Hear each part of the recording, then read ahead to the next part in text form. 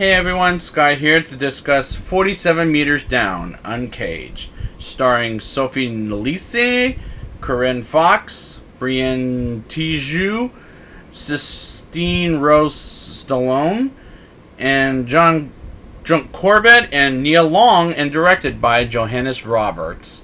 Now, before I get into this, I did go back and watch the first 47 Meters Down, and I still don't like it.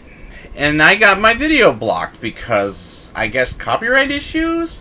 Which I wasn't aware I might have copied something from the movie, but okay. But let's just get into this movie because I just want to talk about this lame movie and get out of the way. Well, let's see if it's lame. Like the first film, it opens underwater with Mia, played by Sophie Nélisse, getting pushed in the water by bully bitch Catherine, and her stepsister Sasha, played by Jamie Foxx's daughter Corinne Fox, and, well, not pushed by her, but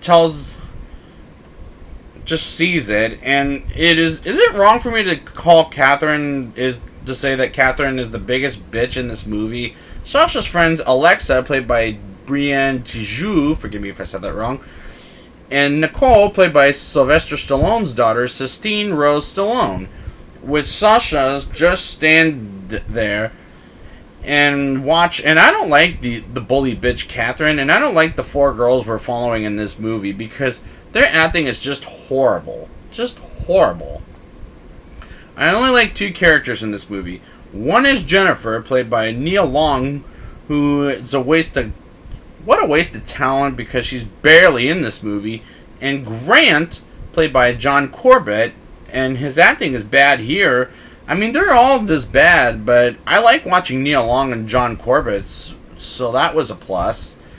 Grant gives Mia and Sasha some quality time together as they don't like each other at first. So they go to the aquarium boat and see Catherine is there, and Alexa and Nicole show up to take Mia and Sasha away from what would have been a bad day to a good place and to go to a place in the water.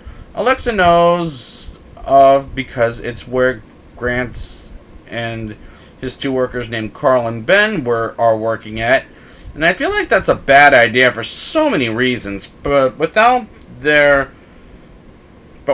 there would be no movie. And they go inside a caved city, and I think they're very stupid, particularly since there may be sharks inside, and the city cave, and if they see them, I don't know why you don't just get the hell out of there. One bad decision after another, this movie is full of them. Just two, by the way. The cave city looks pretty cool, I'll give the movie that, but it doesn't change the fact that this plot left a sour... It doesn't change the fact that this plot left a sour taste in my mouth before, just like the first movie. Nicole sees something moving in a dark place, and I agree with Alexa that she's an idiot. They run into a blind Mexican fish that screams, and come on, fishes don't scream.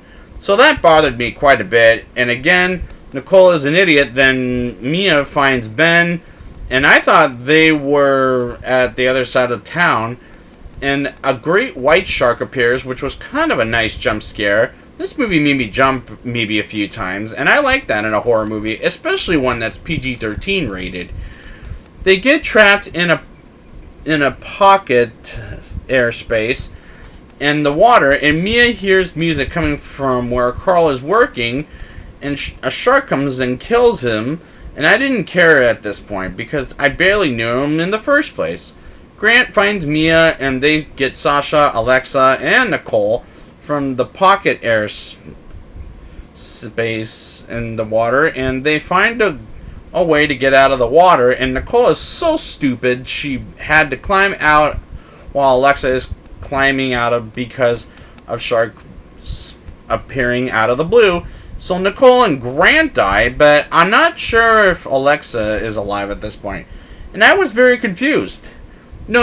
Nicole I didn't mind her death, but Grant's caught me off guard because I thought I like John Corbett, but unfortunately he dies in So now they're trapped underwater thanks to Nicole. So I'm glad she's dead at this point. No, wait. Sasha goes into the whirlwind. Underwater is out. And what's her name? Alexa is out of oxygen in her mask. So now she's dead. I could care less. Alexa does get killed, as I said a minute ago, by a shark. But almost gets killed by a shark. But instead gets killed of no oxygen, like I said before.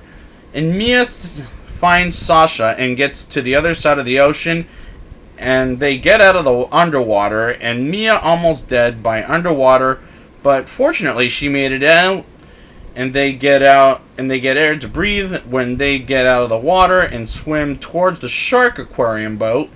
Who's on it? Catherine, of course. And I thought she would push them off the boat but first Mia gets attacked by a shark until she pokes its eye out. And I thought that was a good move and gets back on the boat. Then Sasha gets attacked by a shark too, and they hurt it half to death, and they both make it out alive. And I was engaged by this climax at this point. Yeah, it was a good ending. Now it's time for the rating. I'll give this movie a 4.7 out of 10. This is definitely better than the first film, but it's still not a good movie. I could care less about any of these characters, and there were a couple of good jump scares, and the climax was engaging. I would give it this one try if you like it better than I did. Great. If not, you tried. So I'd like to thank you guys for joining me for 47 Meters Down Uncaged. And until then,